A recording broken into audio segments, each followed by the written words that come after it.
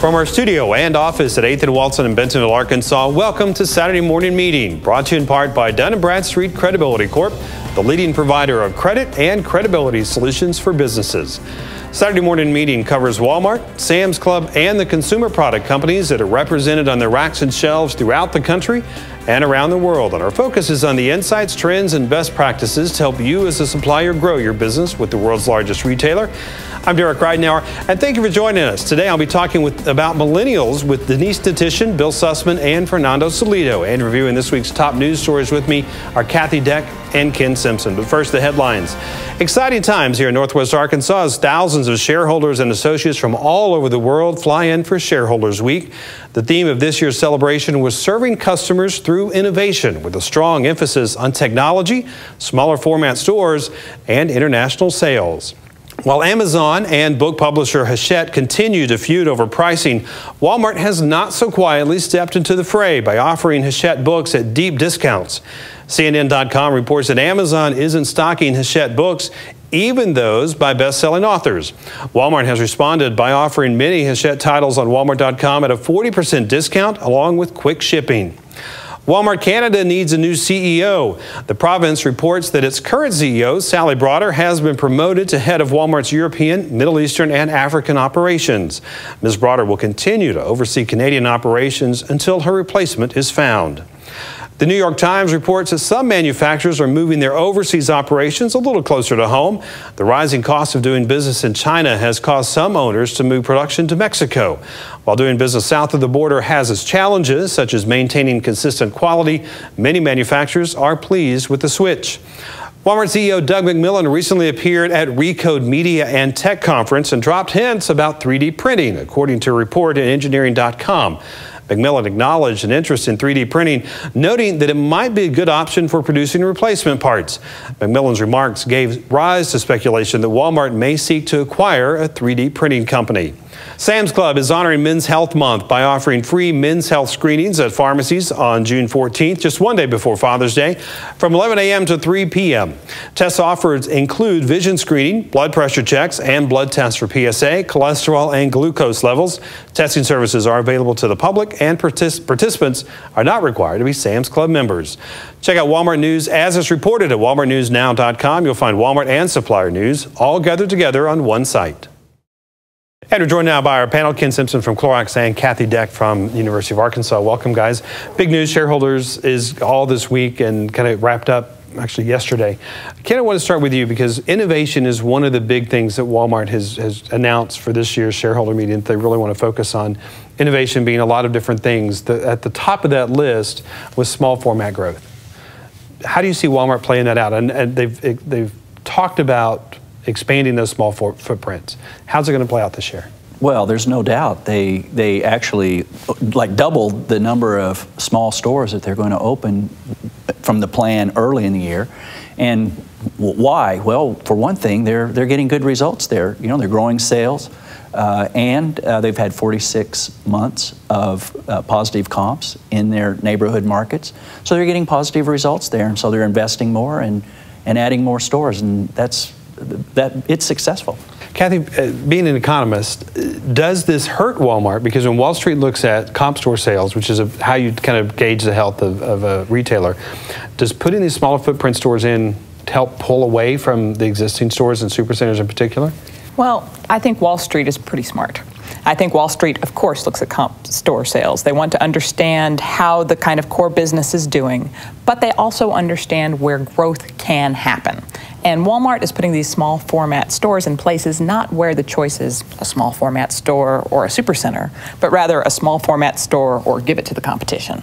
And because they're putting these small format stores in complementary way to their existing brick and mortar infrastructure, I really think that this is in fact the obvious win for them in this market. And if you're advising them on how to go about that and some things to do, what are you going to tell them? Well, I think they're on top of this. One of the things they understand is demographics and income and where their customers are.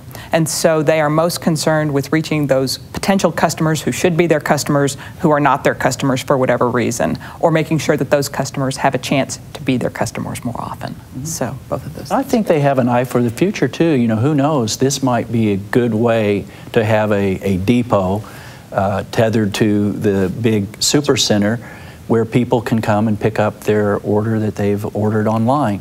That could be a possibility for the future. And there's no doubt people are shopping in these smaller stores for convenience. They've done that a little bit. They've done in Denver, they did the fulfillment center. They're opening a new one in Bentonville. They broke ground on it, where people can go, customers can go online, place the orders, and come by and pick it up. Now, those are primarily in grocery, and I've heard talks that they would use supercenters as fulfillment centers, and that's kind of what you're suggesting, right? I'm saying that the small stores may be an option also for fulfillment. And yeah, I saw those stores in Denver and talked to the people running them. They said it started out very slow, but then it's like a house on fire. You got more and more people wanting to use that. What I understood from the people in Denver, the Walmart people in Denver, is they're expanding that concept. Now, e-commerce continues to be somewhat of a struggle for Walmart, and I say that as it relates to Amazon because they continuously seem to trail Amazon, although they seem to be making up ground. That's one of the innovative things that they wanted to focus on this coming year. The fulfillment center is obviously a big help there. Kathy, is there a lot for them to gain, and can they gain in the e-commerce area? Well, what I really find so hopeful is the way that Walmart is thinking about all of this holistically. It's not just there's e-commerce over here, and then there's the small formats over here, and then there's the supercenters over here, and Sam's Club over there. It's all a common vision about how they can serve their customer where the customer is.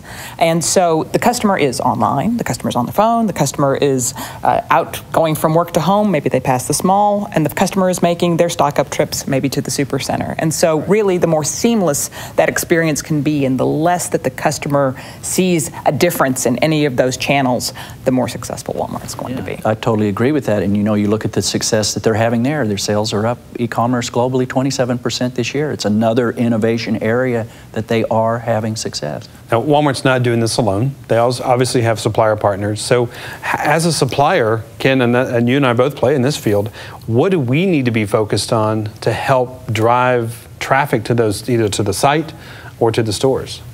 Yeah, well, you know, first of all, as a supplier, we just need to get the basics right. So get the right items online, get the right pictures, get the right information. That's the first thing, and that still can be smoother and can be smoother. Smoother and more efficient, let's put it that way. So there's still opportunity just with the basics there.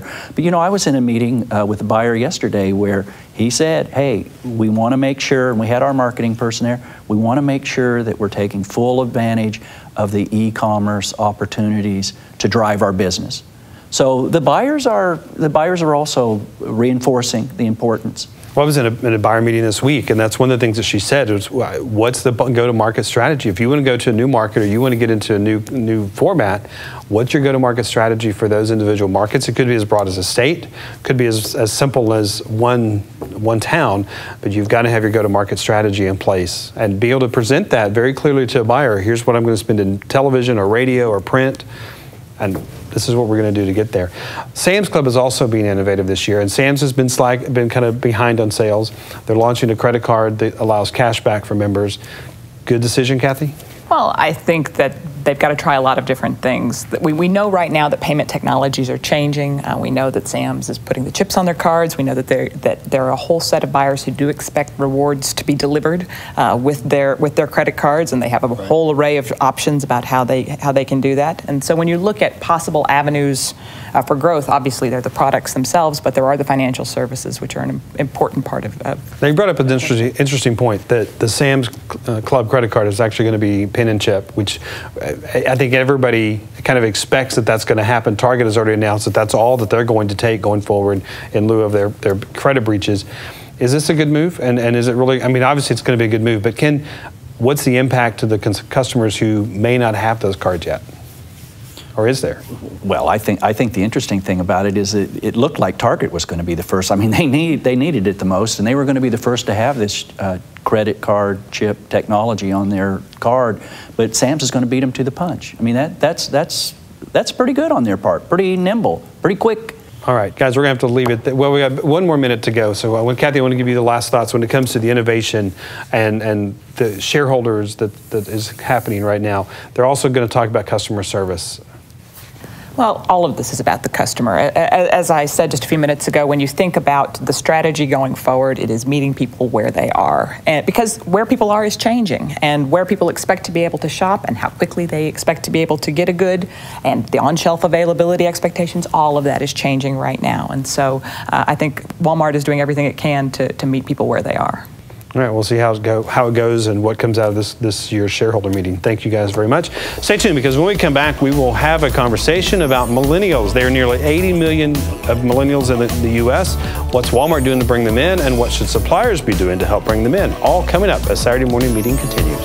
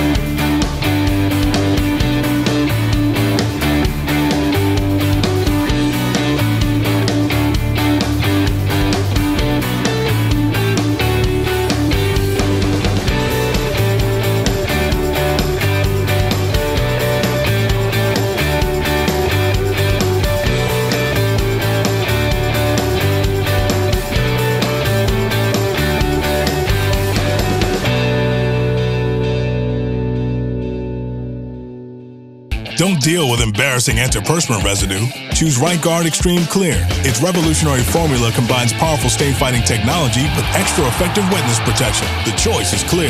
Right Guard for the win. Also try Extreme Fresh, winner of Product of the Year. Bentonville Plaza, across the street from the Walmart home office. The best office location offers proximity and services like no other business complex in the area. Call 479-200-1112 today.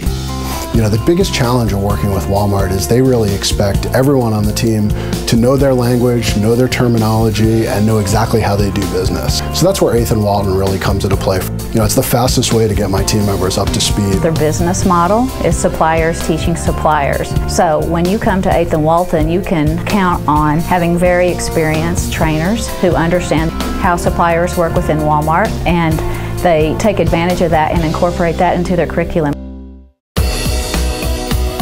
Welcome back to Saturday Morning Meeting. In the first of a 2-part series, I recently had a chance to talk with 3 experts on the subject of the 80 million people known as millennials. We talked with Bill Sussman, CEO of Collective Bias, publisher of high-quality, user-generated content that drives sales for brands and retailers. Also, Denise Natishan. She is a senior partner executive recruiter at Cameron Smith & Associates, recruiters for Walmart vendor jobs in Bentonville and beyond.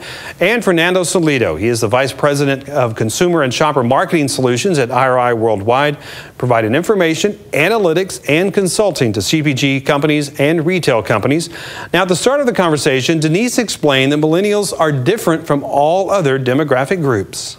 Well, some things that I think are important, because we're going to be talking about millennials in the workplace. And so I think that I was speaking to Judith Trevano down at the University of Arkansas, and she mentioned how boomers have a certain expectation about work. And that's to work to get ahead. And Xers were the ones that drew the line in the sand as far as we want to have work-life balance, where the Ys now want to have fulfillment and they want to have passion about what they're doing. And so each of those generations has an expectation of behaviors that they bring to the workforce.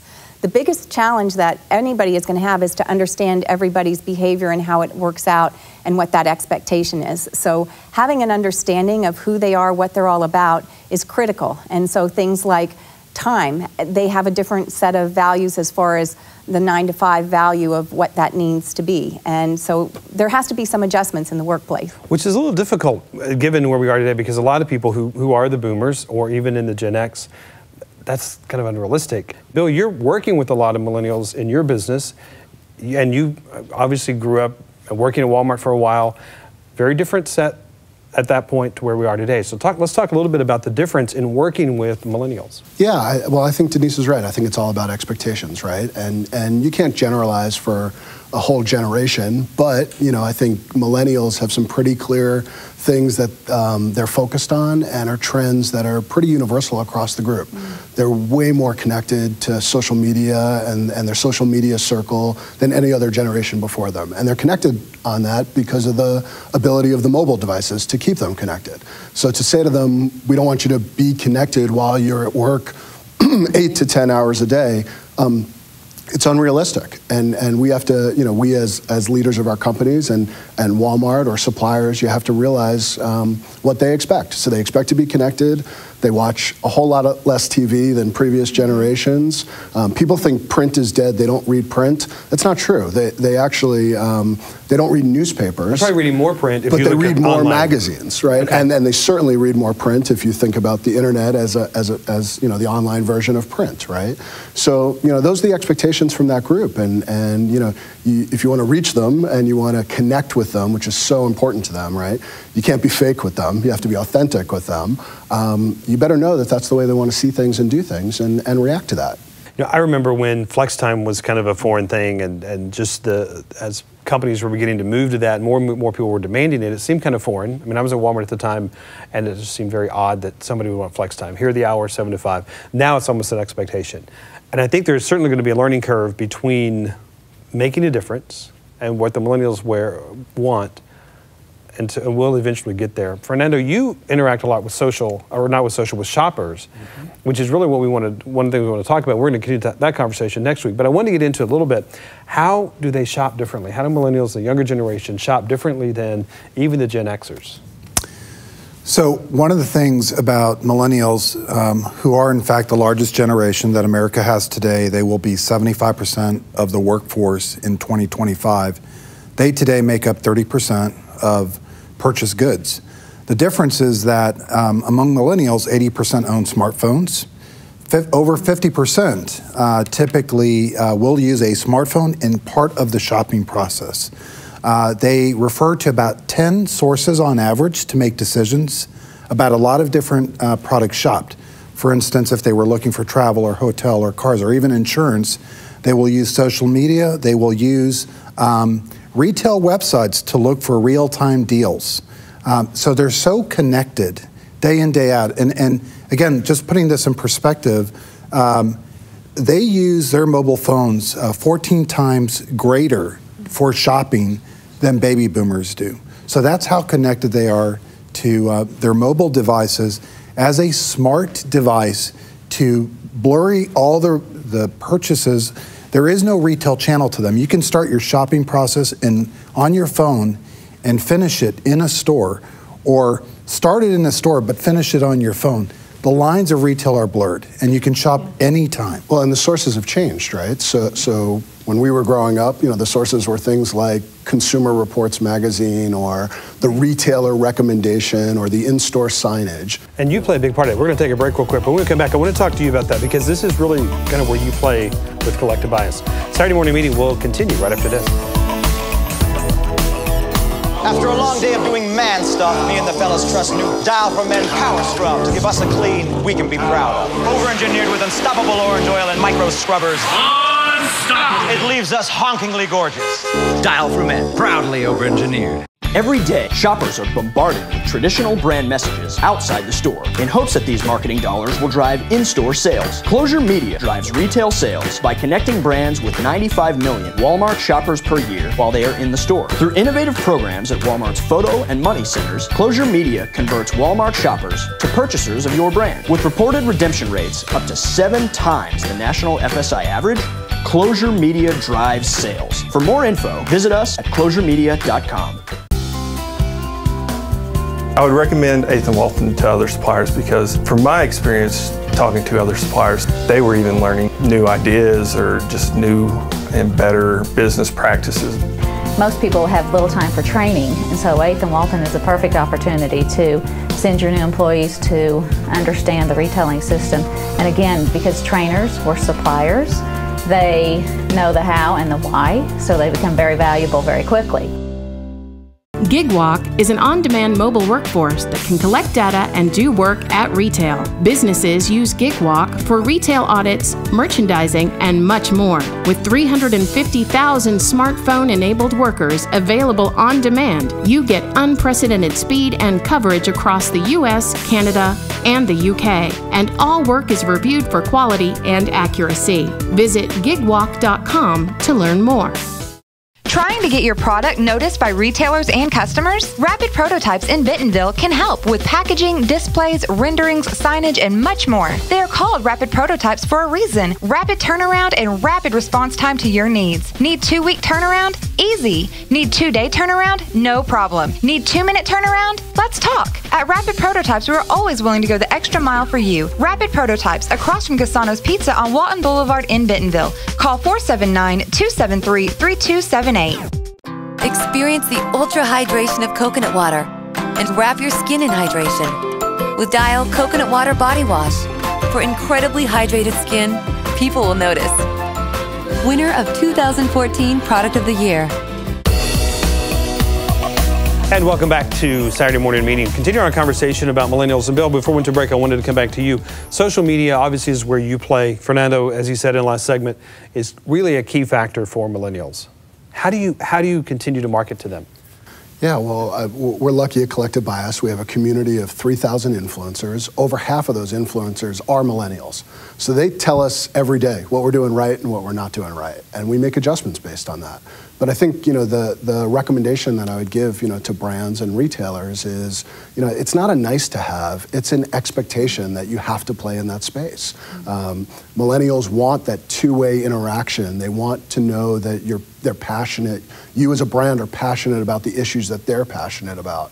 So for us, that's what we're trying to do. We're trying to work with retailers and brands, create that authentic content. We don't tell people what to write or what to do. We give them guardrails, and then it is authentic. It's what they feel and believe. And that's what really works. That's what makes people connect with that. And this is truly a passionate generation. And Denise, I want to come to you because they really think that they're going to change the world. And I'm not saying that they can't. There have been a lot of big things that have happened while this group has been growing up. Exactly, and so while they've grown up in one of the worst economic times, as was stated, they also grew up where there's a lot of dreams come true. Steve Jobs, Mark Zuckerberg, first African-American president. So we have had places where they've never been able to go before achieve those dreams. And so it's really critical for companies to be able to educate and share their values so that the millennials can get buy-in to what they're working for and what they're believing in and have that passion with the company. So that's company culture is critical for the millennials. Absolutely critical. And they can be very loyal. And absolutely. They will be, as Bill was saying, one of the most loyal groups that you will ever find because they are real time and they're so connected. So when they feel that authenticity from you, they are going to respond 100%. If they tweet, they want to tweet back. If they hit your website and send a message, they want a real, authentic message back, not the form letter from the customer service agent. That's. And I recently read a study where millennials in particular are very, very loyal to brands, but you must communicate back to them. In fact, they're more loyal to brands than they are to businesses, but they grew up with brands. They grew up with Apple. They grew up with Nike. I'm quoting two of the top two, but but the way they remain loyal is when you're communicating as the brand back to the consumer. So they want to hear more from the brand, not so much the retailer, even though in many cases today the retailer is the brand. We just talked about Walmart, Target, Sam's Club. But how do I begin to build that loyalty? Because it does kind of go with life stages as well. Right, it does. What have you seen there? So interestingly with millennials and related to Walmart in particular, is millennials are a wide range, 18 to 37 years old. When they're younger, you do see them under-indexing today with Walmart, and that's partly due to the store format and probably due to .com today in its current state. But what we see over time among the same millennial group is as they start to have children, as they start to have families, we start to see the index improve for Walmart. That is, they're at average when they have small children. By the time they're teenagers, when millennials have teenagers, they are over-indexing at Walmart because they're very practical too. And what happens over time as your life stage changes, price starts to take a more prominent role in your decision making than it did before. So I take that as, first of all, good news for Walmart because the basket's going to get bigger as you have families. So something I know that Walmart has, as well as suppliers want to do, is grow that basket. So but there's a long waiting period before that. There is, because just, thinking about the potential headroom there, among the 85 million millennials, 10 million have kids. You have a long way to go. Absolutely. Bill? And as Fernando said, I mean, they're avid deal finders, right? They're passionate about that. They've grown up with complete price transparency because they can check everything on their mobile phone.